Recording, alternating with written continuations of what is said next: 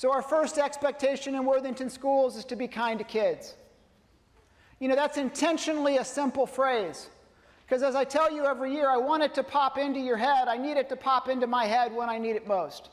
And there will come a time when you work with kids when you need it most, when you have to remind yourself, every child in this classroom, no matter whether they're 5 years old or 19 years old, they're still a child. And that's where their development is.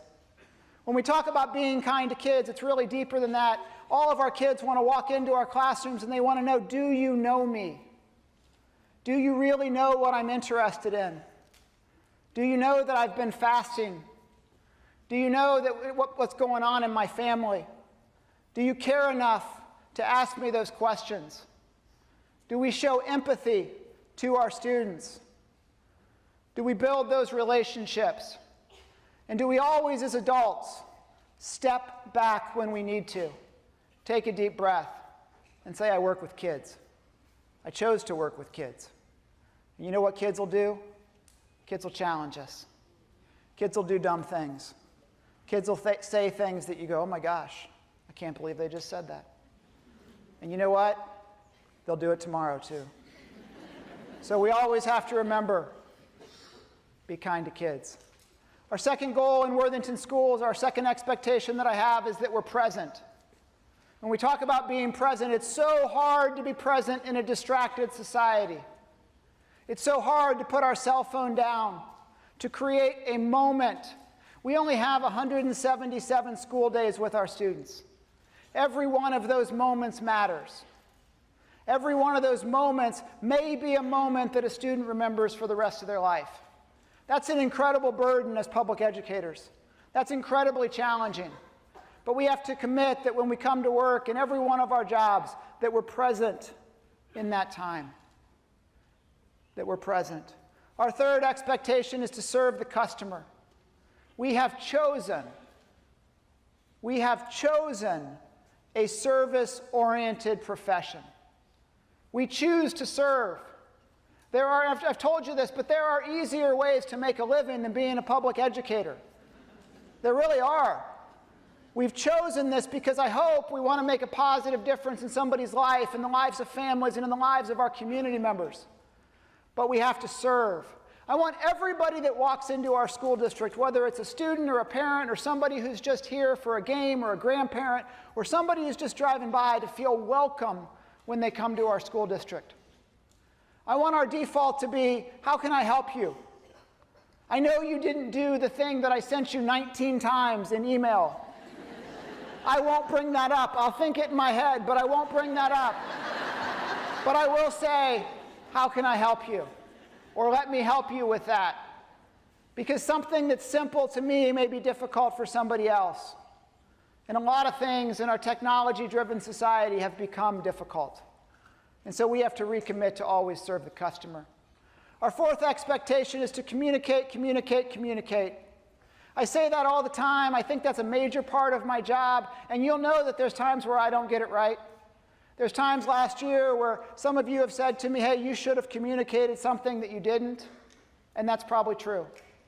That's where I say it's aspirational. I believe that every child, every adult that we serve, they want to know exactly what you expect. People will strive to meet your expectations if we're clear on those expectations and we give them feedback on how they're meeting those expectations. We have to first communicate our expectations. Oftentimes, and I'll fall into this trap, oftentimes we're really frustrated with something that goes on because we've thought it in our head and we think somebody should know it, but we never actually communicated to them what we wanted them to do. And that just leads to great frustration. I also want you to tell positive stories about this school district, about your school, about the kids that you serve.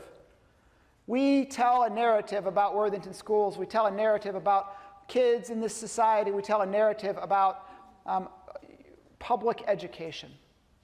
So much positive goes on every day. Share that positive. Communicate, communicate, communicate. Our fifth expectation is to believe in growth. We don't want our students to come in as finished products. It's job security that they don't. Okay? It's our job to take them from wherever they are, wherever they start, and help them grow. And we have to recognize that, because some of our students will start in places that we're not comfortable with, that we don't always appreciate, and yet they provide us with the greatest opportunity to help them grow. And that's our job, is to believe that every child, no matter where they start, can grow and move forward. You know, we need to be open, we need to be curious, we need to be committed to learning. We need to believe in growth. And not only do we need to believe in it, we need to tell our kids we believe in it and that we believe in them. Our final expectation is be kind to kids. And you know, we say that twice. We bookend that because it's what matters most. This is the kid business. I want you to teach. We owe it to our kids that they learn as much as they can, that we help them grow, that we give them the tools so that they can go out and empower, change the world. We owe it to them to do that. But if we do nothing else, love them. Be kind to kids. Those are our 6 expectations. Okay? They're for everybody in the room. They're for me, they're for you, and together we commit to helping to use those to meet our mission, our why.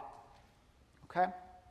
As we transition, it's already been there, we can move it back. As we transition, we have this tradition in Worthington Schools where we honor our 3 most senior employees. The employees in our categories of administrator and support staff and teaching staff, and we give them a rocking chair. Now, these 3 staff members who you can see behind you all have their rocking chair, because for the 3rd straight year, we have our 3 most senior staff members. But it's pretty amazing.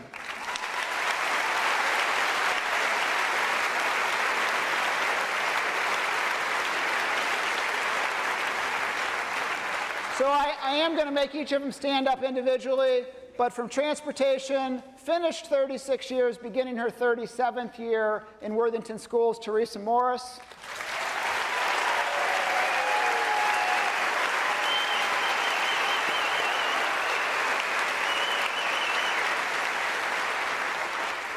Our senior teacher is an art teacher at Granby Elementary, also beginning her 37th school year, Andrea Jewett.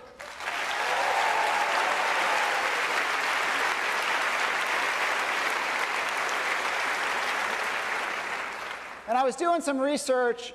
Keith Schlarb, again, is the only technology director Worthington has ever had. And Keith began his career in Worthington 10 years before the release of the Apple IIe computer. So, beginning his 45th year, Keith Schlarb